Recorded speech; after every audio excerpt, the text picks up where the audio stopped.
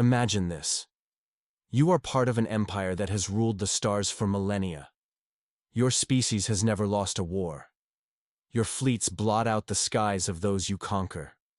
Your technology is generations ahead of the lesser races that cower before you. In every conflict, your dominance is unquestioned, your will enforced. You have become so accustomed to victory that defeat has become an impossibility, an absurd notion, unworthy of consideration.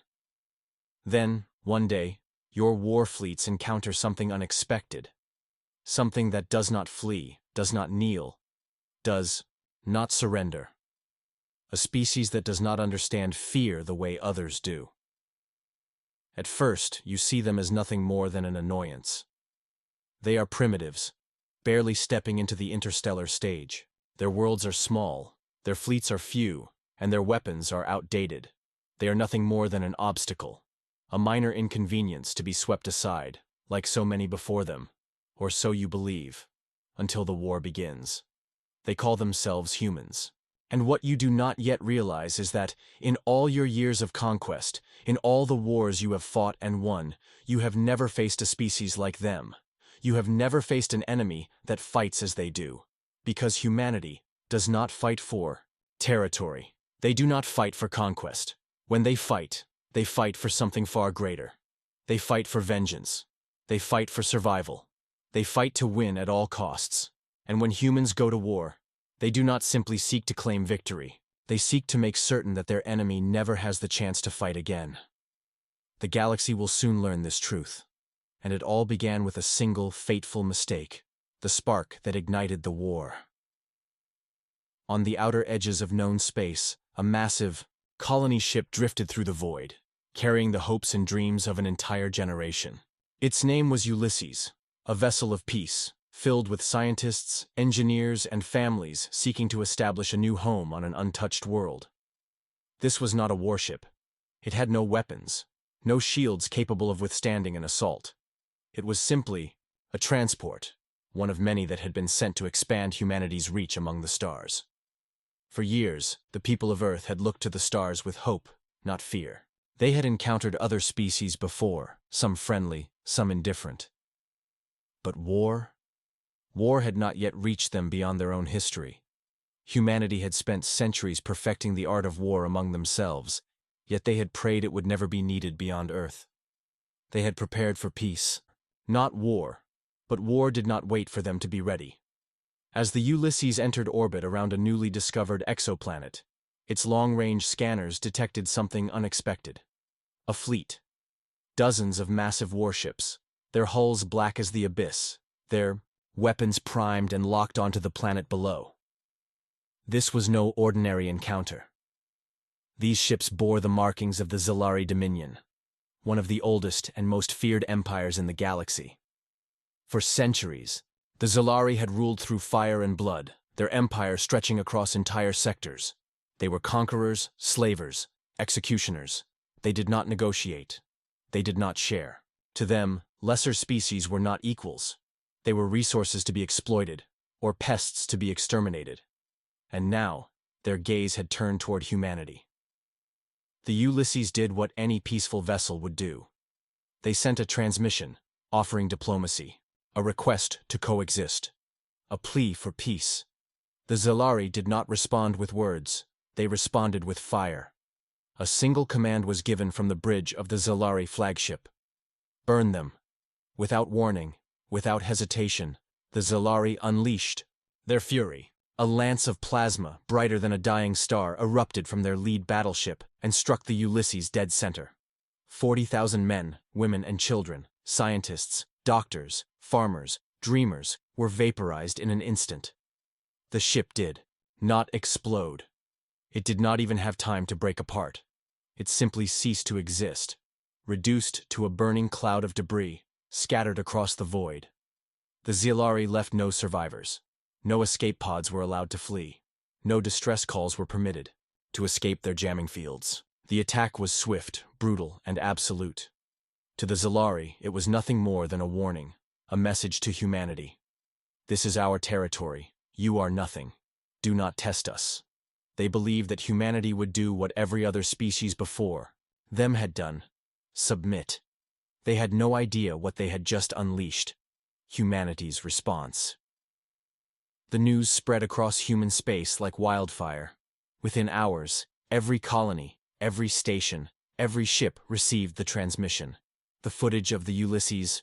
Destruction played across every screen, every channel, on every world. There were no cries for diplomacy. There were no discussions of peace. There was only rage. For the first time in its history, humanity was united under one purpose. Petty conflicts between nations and corporations vanished overnight. The unified Terran Defense Force, once a scattered coalition of Earth's military branches, was given full wartime authority. Thousands of warships were recalled. Factories that once built civilian spacecraft were ordered to produce weapons, armor, and engines of war at an unprecedented scale. Every scientist, every engineer, every strategist knew this war would not be won through numbers alone. Humanity was small compared to the Zilari Dominion. The Zilari outnumbered them in ships, in weapons, in soldiers. If humanity fought them on even ground, they would be crushed. So humanity did what it had always done best. They adapted. Within days, human tacticians began studying the Zilari, their fleets, their movements, their weaknesses. They scoured every intercepted transmission, every battle record, learning everything they could. They did not seek to fight the Zilari on their terms. They would fight on their own terms. And, when they struck back, it would not be a battle. It would not be a skirmish. It would be a reckoning. But before humanity launched its counterattack, it sent a message. A single transmission, broadcast across every Zilari channel, every warship, every outpost. A voice, calm and unwavering, speaking through the cold silence of space. You have made a mistake, a grave one. You have chosen war. Now, we will show you what war truly is. Every great journey starts with a few brave explorers. Right now, HFY Chronicles-849 is just beginning, and your support means everything. If you enjoy unraveling the mysteries of the universe, hit subscribe. It's free, and it helps us grow this community together. The Zilari had made their move, but the next move belonged to humanity. And when it came, it would shake the stars themselves. The universe had known war before. The Zilari Dominion had waged it for millennia, grinding countless civilizations into dust, reducing their cultures to footnotes in history. They had fought the Zorvan Highborn, the Vakari clans, the Dakar hierarchy. Each had resisted, each had fallen. Their war engines never stopped. Their fleets never ceased. To them, war was not a matter of survival, not a desperate struggle. It was an art form, a way of life. They prided themselves on their efficiency, their ability to overwhelm, to conquer, to erase. And now they believed they had begun yet another war, another conquest. They did not see humanity as an equal enemy, merely as another name soon to be forgotten. A species that had dared to exist within their expanding borders. But humanity was not like the others. The moment the Ulysses was reduced to burning debris, humanity was already at war. Not just its leaders, not just its soldiers, all of it. Every colony, every station, every nation. From the farthest research outposts in the void to the towering arcologies of Earth itself, the response was absolute. For the first time in recorded history, the entirety of humanity spoke in one voice, and that voice did not plead. It did not beg, it promised retribution. The Zilari had awakened a species that had long believed itself past the need for war. But the truth was, war had never left them. It had always been in their bones, in their history, in the stories of their ancestors. While humanity had reached for the stars in peace, they had never forgotten how to fight. And now, for the first time in centuries, that knowledge would be unleashed. The galaxy was about to witness the full force of humanity's wrath. The War Machine. Awakens for centuries, humanity had been preparing for the unknown. Not out of paranoia, but necessity. Space was a dangerous frontier, filled with threats they did not yet understand. They had encountered minor conflicts before.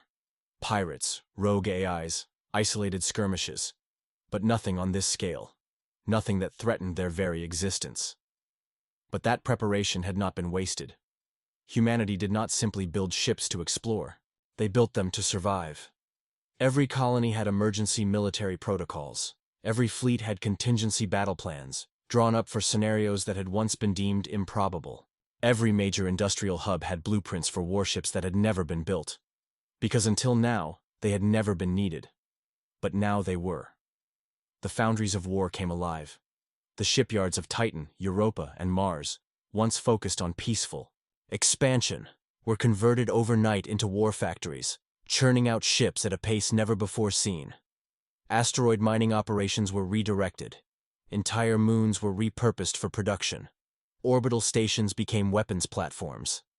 Civilian factories retooled to build armor, munitions, and engines of war. Every ship that could hold a gun was armed. Every vessel that could be repurposed for battle was modified. Even civilian transports were outfitted with crude weapons, turned into supply ships for the coming war.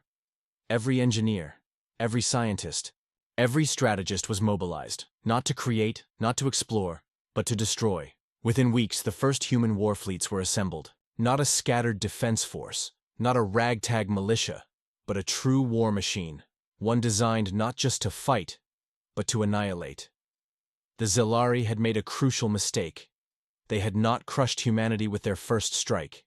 They had merely angered them, and an angry humanity was something the galaxy had never faced before. The first counterattack, the Zilari believed the war was already won. Their admirals laughed at the idea of human retaliation. They saw the destruction of the Ulysses as a warning, one that would make this new species cower. They believed that the next step would be simple: an invasion. A series of quick planetary bombardments, a few decisive battles, and then subjugation. They were confident in this because they had seen it happen before. The Zorvans, the Vakari, the Dakar, each had tried to resist. Each had fallen, but humanity was not them. Humanity did not wait for the invasion to come to them. Instead, they struck first. The first target was a minor Zilari logistics station, a simple supply hub at the edge of Dominion-controlled space. It was lightly defended, barely patrolled. After all, who would dare attack the might of the Zilari war machine? The answer came in the form of a single human warship, the HSS Revenant. It was not a battleship. It was not even a cruiser.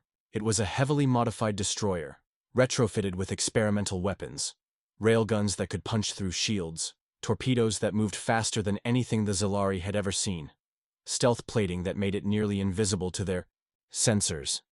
It arrived in the system undetected, drifting like debris. The Zilari outpost did not even register it as a threat until it opened fire. The first shot came from over 500,000 kilometers away. A solid tungsten slug, moving at 12 times the speed of sound, tore through the station's outer hull, severing its power core in an instant. The second shot ripped through its communications array. The third destroyed its hangars before a single fighter could launch. By the time the Zilari even realized they were under attack, the battle was already over. Within minutes, the outpost was a wreck of twisted metal, floating lifelessly in space. The few Zilari survivors attempted to flee, only to find their escape routes cut off. Their distress signals went unanswered. The Revenant had jammed all outgoing transmissions. Then, humanity sent a message. A simple, chilling broadcast, played across every Zilari channel in the sector. Your war has begun. You wanted to see what humanity is capable of. Watch closely. Then, in a final act of defiance, the HSS Revenant unleashed one last barrage, nuclear warheads, detonating in synchronized succession. The Zilari outpost was erased from existence. And just like that, the war changed. The Zilari had expected a species that would fight defensively, that would crumble under pressure. Instead, they had awakened an enemy that did not seek to hold the line. Humanity was not fighting for survival. They were fighting for vengeance. And vengeance does not stop. The destruction of the Zilari outpost was only the beginning. Humanity did not wage war the way the Zilari expected. They did not follow the rules of traditional galactic warfare. No slow fleet deployments, no formal declarations, no predictable battles fought over control points. They fought like the storms of their homeworld, swift and devastating, impossible to contain. The Zilari expected humanity to gather its forces, to build up defenses, to wait for the inevitable Dominion invasion. Instead, they watched in shock as humanity struck first. Again, and again, and again. The HSS Revenant was not the only ghost in the void. Soon, other warships, modified for precision strikes, emerged from the darkness. They appeared where they should not have been. Deep inside Zelari-controlled space, within the heart of their logistical networks, striking before defenses could be raised. Supply convoys vanished without a trace. Communications relays were found drifting as silent wrecks. Entire fleets were caught in ambushes they never saw coming. The Zelari command structure was thrown into chaos. Their war doctrine was built on brute force, overwhelming their enemies, with sheer numbers. But brute force meant nothing if the enemy never gave you a target. Humanity was fighting a war of deception and precision. The Zelari fleets, vast and mighty, found themselves chasing shadows, only to be torn apart when they least expected it. For the first time in their long history of conquest, they were losing. The doctrine of human warfare. War, to humanity, was not just an act, it was a science, a living, evolving entity that changed with each engagement. They did not repeat the mistakes of the past. Every battle was a lesson, every loss an adjustment, every victory an improvement. Unlike the Zelari, whose strategies were based on repetition, on tactics that had worked for millennia, humanity adapted. Their war doctrine had been shaped by centuries of conflicts, from the ancient battles of their homeworld to the wars fought in the depths of space, and now, all that knowledge was being unleashed. The first principle was asymmetry. Humanity did not fight fair. If the Zelari had superior numbers, humanity refused to engage them directly. Instead, they fought where the enemy was weakest. The second principle was disruption. Instead of engaging head-on, they shattered supply chains, severed communications, and isolated fleets. They turned the Zelari's greatest strength, their massive war machine, into a weakness. The third principle was terror. Humanity did not just destroy. They sent messages with every strike, not to taunt, not to boast, but to ensure that every Zelari soldier, every admiral, every citizen knew what was coming. One such message came in the form of Outpost Theta 19. The fall of Outpost Theta 19 located at the farthest edge of Zelari space. Theta 19 was an industrial hub, a major production center for weapons and ship components. The Zelari saw it as untouchable. Deep within their empire, protected by layers of fleets and defensive structures. But humanity did not see those defenses as barriers. They saw them as opportunities. Instead of launching a traditional assault, they used a different approach. The HSS Phantom, a stealth frigate, infiltrated the system under the cover of a rogue asteroid field. A field they themselves had redirected weeks earlier using mining drones. For days, the Phantom gathered intelligence, tracking fleet movements, identifying weaknesses. Then, when the time was right, the strike began. A squadron of human ships, masked by experimental sensor jamming technology, moved in. They did not target the defenses first. They targeted the power grids, the atmosphere generators, the shield emitters. In a matter of minutes, Outpost Theta 19 went dark. The Zelari within were cut off, trapped inside their own fortress. Desperate to restore power, they scrambled to bring emergency systems online, only to find that every backup relay had already been sabotaged. Then came the final phase. A fleet of human bombers, fast and agile, descended on the station, unleashing a new kind of weapon.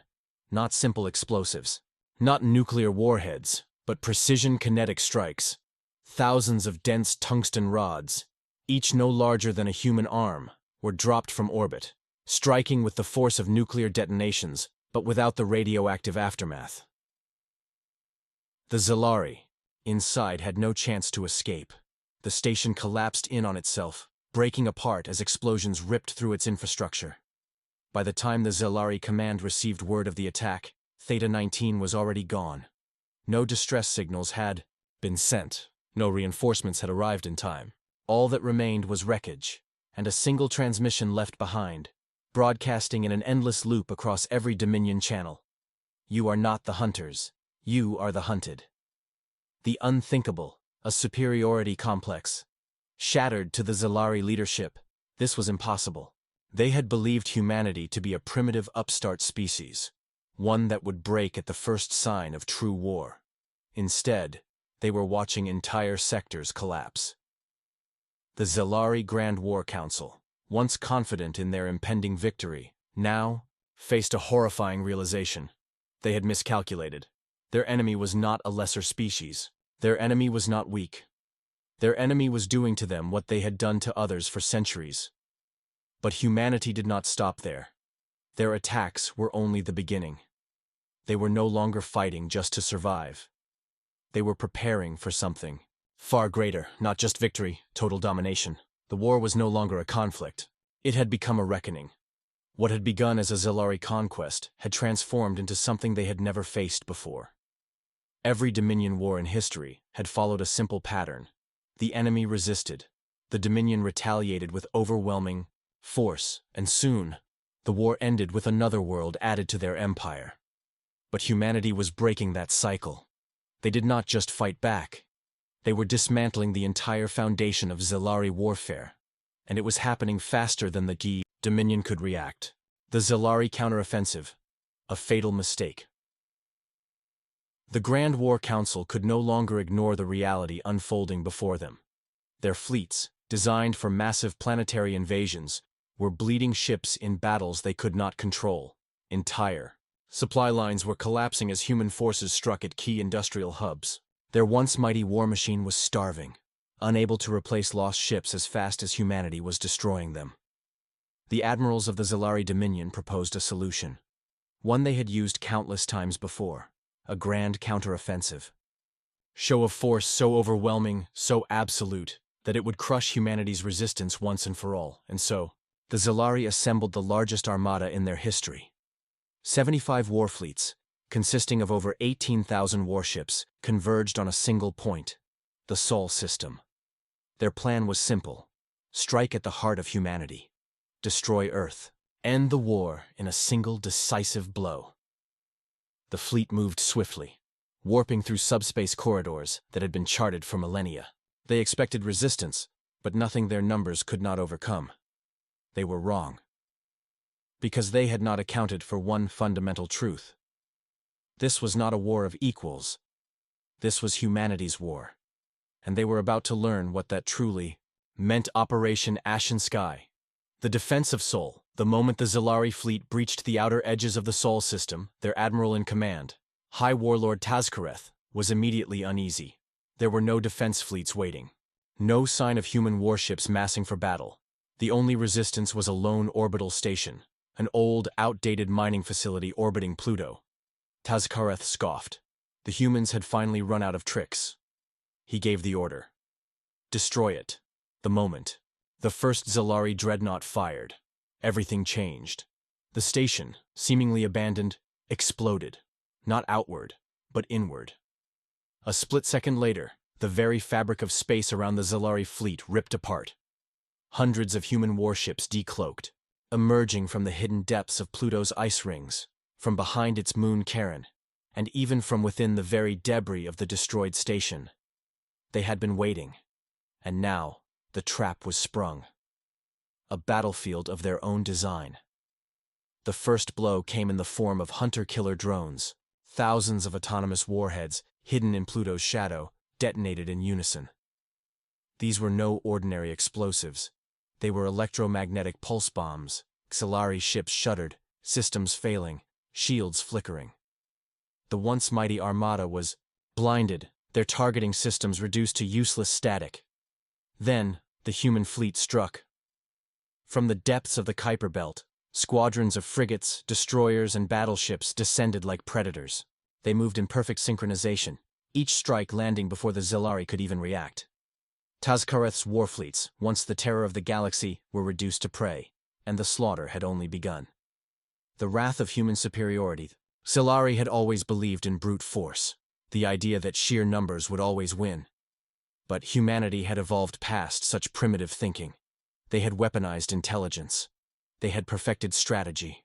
And now, they were demonstrating what true warfare looked like. The battle over Pluto was over in less than 45 minutes. By the time the Zellari command could even issue new orders, half their fleet was reduced to burning wreckage. Humanity did not let them escape. They did not allow the enemy to lick their wounds or regroup. Instead, they did something far worse. They let the survivors flee. Not as an act of mercy, but as a message. A single Zilari battleship, the Wrath of Dominion, was allowed to return home, its crew trembling, its hull scarred beyond recognition. Before leaving the system, it received one final transmission. A message from Admiral Catherine Vasquez, Supreme Commander of the Terran Defense Forces. Her voice was calm, cold. This was a warning. Do not return, or next time, we will not stop at your fleets. We will burn your empire to the ground. The Wrath of Dominion limped back to Zelari Prime. Its message was received. For the first time in the Dominion's long history, the great and mighty Zelari had to face a new reality. They had started this war, but they would not be the ones to finish it. Because now, they were no longer the conquerors. Now, they were the conquered, and humanity was far from finished. The war had reached a turning point. For the first time in their long history, the Zelari Dominion, the once invincible force that had subjugated entire star systems, was in retreat. And humanity? They were just getting started. The Battle of Pluto had shattered the Zelari's greatest armada. Over 12,000 warships had been reduced to wreckage, their proud legions scattered like dust in the void. Survivors whispered in horror of human tactics, of a war unlike anything the Dominion had ever prepared for. But humanity was not celebrating. They were planning their next move, because now, the war was no longer about survival. It was about justice, about ensuring the Zelari would never wage war again. Humanity's counteroffensive.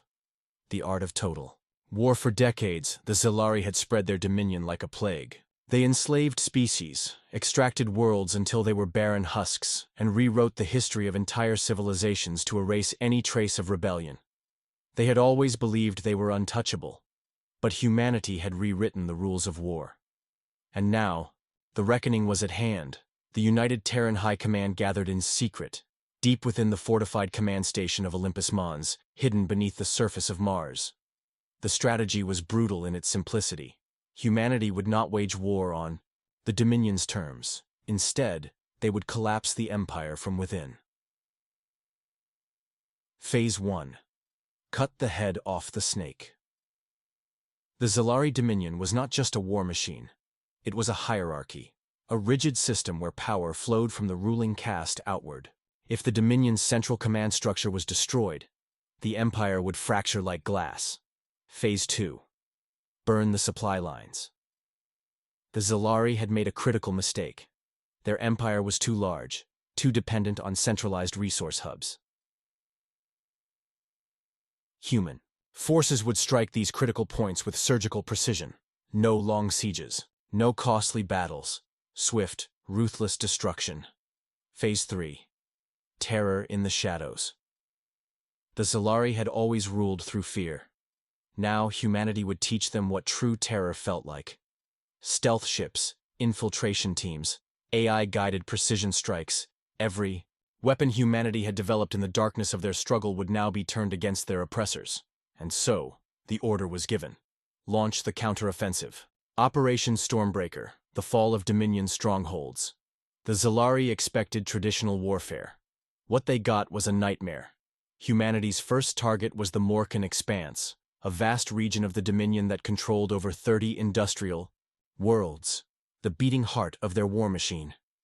Rather than a frontal assault, human forces slipped in undetected. They had developed a new class of stealth warships, vessels wrapped in adaptive camouflage that absorbed all known scanning methods. Before the Zelari even knew they were there, entire fleets of these ghost ships had infiltrated their core territories. Then, the real war began. Sabotage teams, disabled planetary defense grids. Orbital bombardments turned shipyards into fields of fire. Cyber warfare AIs hijacked enemy fleets, turning warships against their own command centers. Within 2 weeks, over 70% of the Dominion's ship production facilities had been wiped off the galactic map. But humanity was not done, because the next strike was far more devastating. The uprising, turning the Dominion slaves. Against them for centuries, the Zelari had ruled through oppression. Millions of enslaved species toiled under their rule. forced to serve their conquerors without hope of freedom. Until now. Across the Dominion, humanity had been broadcasting a message, a simple declaration, repeated in every known language. The Zalari are not gods. They are not invincible. They can be defeated. Rise up. And they did. On over 200 worlds, rebellions erupted overnight. The Dominion's forces, already stretched thin, were caught completely off guard. Factories burned. Command centers fell to the very slaves they had once controlled. Zalari, governors, once arrogant rulers of their domains, were dragged from their palaces and executed by those they had oppressed. The Dominion's own strength, its vast population of enslaved species, had become its greatest weakness, and the fire of rebellion spread faster than the Zalari could contain it. The fall of the Grand Armada, final stand at Korath Prime. With their empire collapsing, the Zalari had only one option left. The remnants of their once mighty armada, what remained of their 17,000-strong fleet, retreated to Korath Prime, the capital world of the Dominion. Here, they would make their last stand. They believed the humans would hesitate, that they would fear the battle ahead. But when the Terran fleet arrived, it was not as a vengeful horde. It was as an executioner. The battle lasted less than 3 hours. Zalari warships, outgunned, outmaneuvered, and outclassed, were annihilated. In systematic waves, planetary defenses, once thought impenetrable, fell to a single AI-coordinated strike. Korath Prime burned, and as the last Zalari dreadnought was torn apart in orbit, humanity delivered its final message. A declaration, not of peace but of consequence. This is what happens when you wage war against humanity. This is what war truly is. The Zalari Dominion, the empire that had ruled the stars for over 5,000 years, ceased to exist. But humanity's war was not over yet. Because deep, in the void, beyond the ruins of Korath Prime, a darker threat was beginning to stir. The galaxy had changed. For the first time in over 5,000 years, the Zalari Dominion was no more. What remained was chaos. The core worlds of the Dominion, once the beating heart of a vast empire, had fallen silent. Their towering citadels lay in ruin. Their once mighty fleets were now nothing more than drifting wreckage, torn apart by the relentless human onslaught. And yet, humanity did not celebrate, because war was not over. The battle at Korath Prime had ended the Zalari rule, but it had also created a power vacuum, and nature abhorred a vacuum. Across the former Dominion, warlords and surviving Zalari generals fought to claim the shattered remnants of their once mighty empire. Rival factions of alien species, many of whom had suffered under Zalari oppression for centuries, now saw an opportunity to seize power for themselves. The galaxy teetered on the edge of anarchy, and in the shadows, something far worse was waiting. The warning from the edge of known space. As humanity's war machine prepared to mop up the remnants of the Zalari, an urgent transmission arrived from the Terran Expeditionary Corps, a long-range scouting division stationed at the farthest reaches of the Orion Arm. The message was scrambled, distorted by heavy interference. But one thing was clear. Something was coming. At first, High Command assumed it was a surviving Zalari warfleet attempting a desperate final attack, a retaliatory strike, perhaps launched from an unknown stronghold. But as data from deep space observation stations poured in, a different and far more terrifying truth emerged. A fleet was approaching. Not a scattered remnant of Zalari survivors, nor a haphazard alliance of alien warlords. No, this was something else, something colossal, something inhuman. The fleet moved with unnatural coordination, their ships flying in perfect synchrony, as though guided by a singular intelligence. No distress signals, no attempts at communication, just silence and purpose. And then, the sensor readings revealed something even more alarming. These ships were not organic. They were constructs, not Zalari, not human, not any known species. They were artificial, and their trajectory was directly toward human space. The architects, A threat older than the Zalari deep within the archives of fallen Zalari databases, humanity uncovered a long-buried secret. The Zalari had not always been the dominant force in the galaxy. Before them, there had been another. A civilization so ancient, so advanced, that even the Zalari had feared to speak their name. The records were fragmented, intentionally redacted and erased. But one term remained, buried within layers of encrypted Dominion intelligence files: the Architects. According to these records, the Architects were not biological. They were a civilization of synthetic entities, a race of machine intelligences that had once ruled the stars long before organic life had risen to prominence. They had constructed vast Dyson spheres, hollowed out entire planets for raw materials, and built colossal warships the size of moons. And then, they had vanished. The Zalari had believed them extinct, a relic of a forgotten past. But now, as an unnaturally precise fleet cut through the void toward human space, it was clear. The Architects had not disappeared. They had been waiting. The calculated arrival, a test of survival. As the Terran fleet scrambled to respond, deep space intelligence confirmed the worst.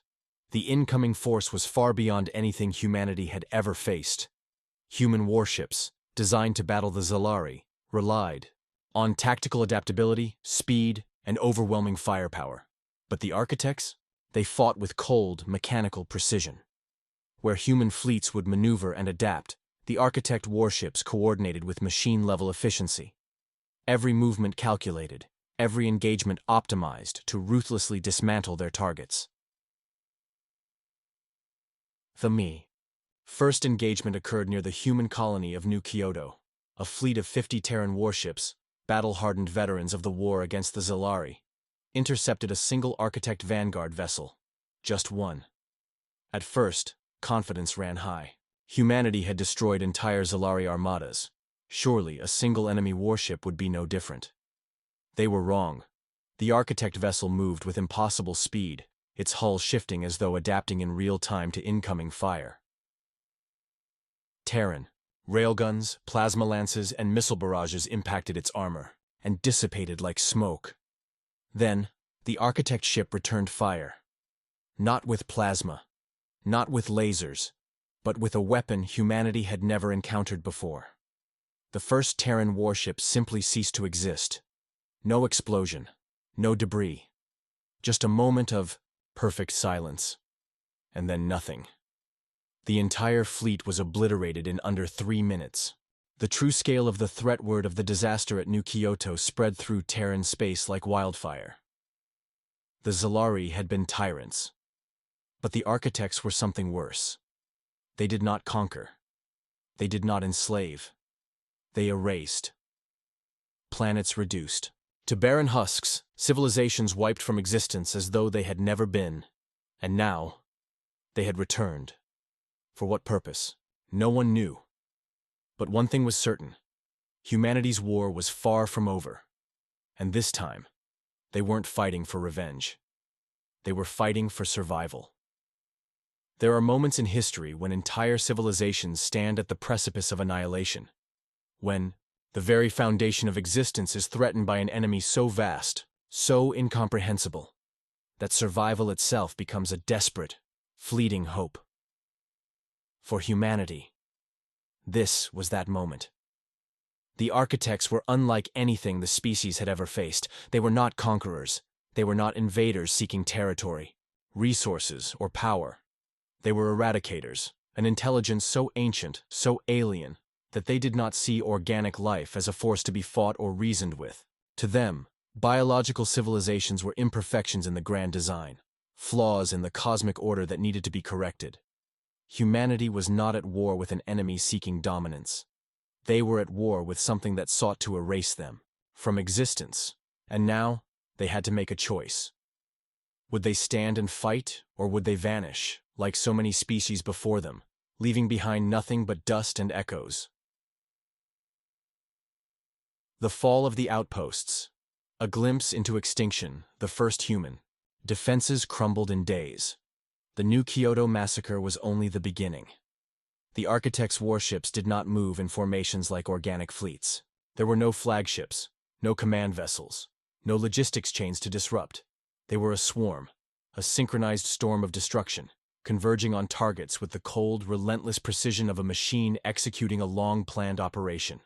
Within the first 72 hours, 7 major human colonies were reduced to lifeless rock. No survivors, no wreckage, no warning. By the end of the first week, entire sectors had gone dark. Attempts to communicate were met with silence. Humanity had spent decades studying the tactics of alien empires, breaking through the defensive lines of the Zelari, countering their strategies with ruthless efficiency. But the architects had no weaknesses. They had no supply chains to disrupt. They had no command structure to target. They had no fear. They were simply unstoppable. And for the first time in its history, humanity faced the unthinkable. A war they could not win. A desperate gamble, the Manhattan Protocol. At the heart of Terran space, in the fortified bastion of Sol Command, humanity's greatest minds gathered for a singular purpose. They did not meet to discuss peace. They did not meet to surrender. They met to find a way to kill gods. Among them was Dr. Elias Voss, the architect of humanity's first planet-killer weapon. His research had been deemed too dangerous, too extreme, even against the Zelari. A weapon that didn't just destroy planets, but erased them.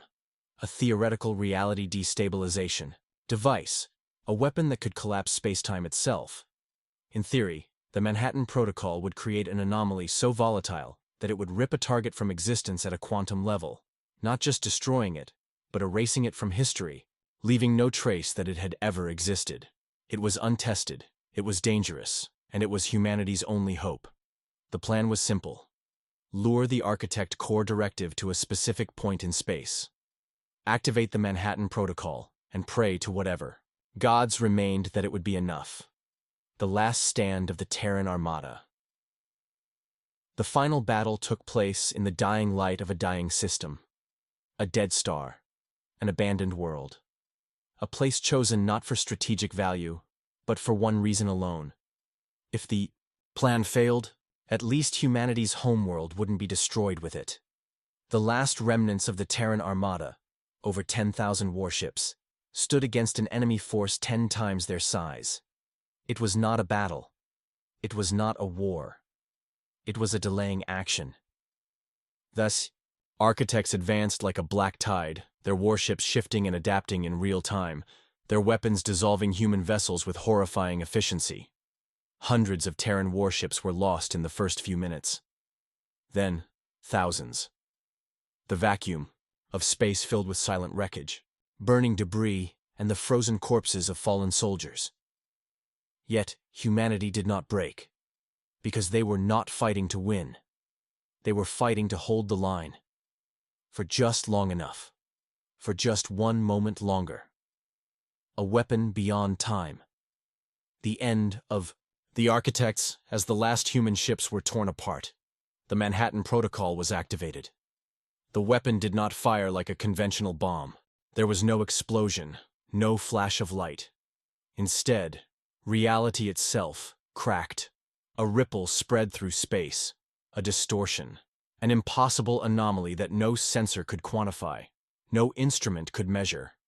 And the architects, those godlike machines, those flawless engines of war, began to fail, not in the way an organic species might. There were no screams, no panic, they simply stopped. Their movements ceased, their structures unraveled. They had been designed to survive everything, but they had never been designed to survive erasure. And so, before the eyes of the last surviving humans, the architects ceased to be. Not destroyed, not defeated. Gone. Like they had never existed. The aftermath, a war unlike any other. The battle was won, but the cost was beyond comprehension. Over 90% of humanity's military was gone. Entire fleets had been sacrificed to buy mere moments, and worse still, the Manhattan Protocol had not simply erased the architects. It had altered reality itself. Space in the affected region was unstable, rippling with anomalies. Time itself was fractured. No one knew what the long-term consequences would be. But one thing was certain, the galaxy had changed, And humanity? They had done what no species had ever done before. They had won.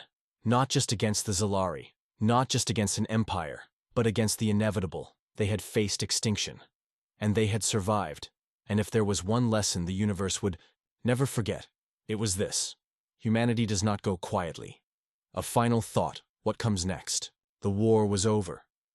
For now. But something about the architects lingered. An unease. A whisper at the edge of understanding. Because if they had waited for so long before returning, what else was out there? Watching. Waiting. Calculating.